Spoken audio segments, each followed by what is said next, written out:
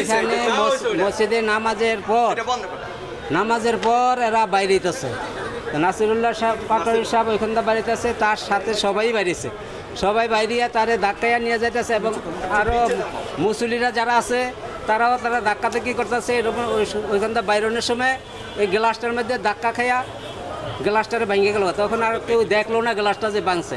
অনেকজনে আহত হয়ে গেছে, অনেকজনের পাও কেটে গেছে, হাত কেটে গেছে। এগুলি তো কেউই কোনো করলো না, দেখলো না, না দেখে তারা চলে গেল গা। এই মসজিদের শৃঙ্খলা কি সেটা তারা করলো না আর কি, এই আর কি। আমি হইলাম সাধারণ খাদেম, আমাকে তো আর জানানোর কোনো ই নাই। এটা জানাইবো ইমাম সাহেব, মুয়াজ্জিম সাহেব, খতিব সাহেব হেও কাছে, আমাদের কাছে কোনো নেই।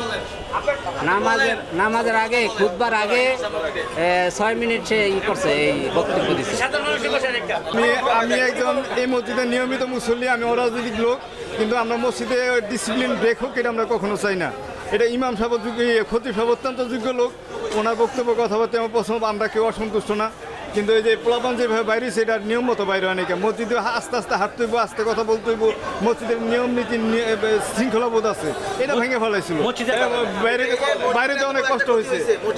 হ্যাঁ, মসজিদের গ্লাস ভেঙে গেছে, আমার পা অনেকে পা কেটে গেছে, আমার পায়ে কেটে গেছে, কথা নেই, এক গ্লাসে ভরে গেছে মসজিদ। এটা তো আমরা কখনো মসজিদে দেখিনি জীবনে। মসজিদ একবার সুন্দর এটার কোনো নির্দলীয়, আমরা নির্দলীয় মুসলিম, আমি রাজনীতি করি না।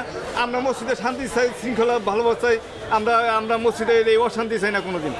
আমরা চাই মসজিদ সুন্দরভাবে চলুক, ইমাম সাহেব, খতিব সাহেব সব যোগ্য লোক যারা আছে, আমরা যে কোনো অতিথি এলে তাদের অসম্মান করি না, কিন্তু আমরা এই অশান্তি আমরা পছন্দ করি না।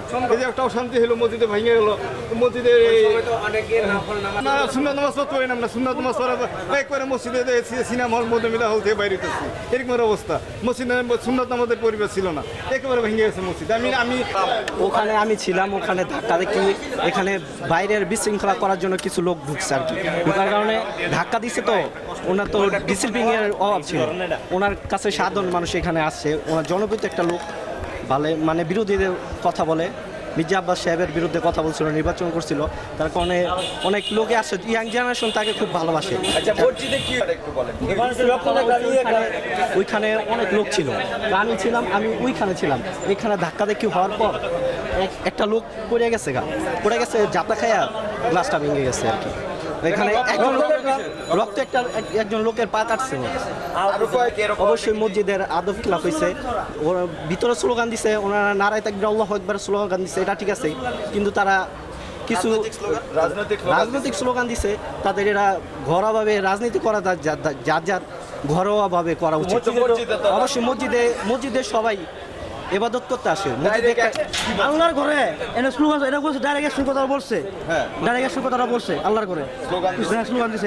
যুবক পোলাপান তারা স্লোগান দিছে, কিছু মানে নেই, সব ভাঙি চুরি গেছে। এটা মসজিদ ঠিক করে, সবাই বলছে মসজিদ ঠিক করে নেই, এটা আল্লাহর ঘরে কথাটা বলছে। না, সব ভিতরে ছিল, সবাই তো সেকেরা ছিল, মানে পাড়া হয়ে লাগাই দিছে, কিচ্ছু মানতেছে না আল্লাহর কথা।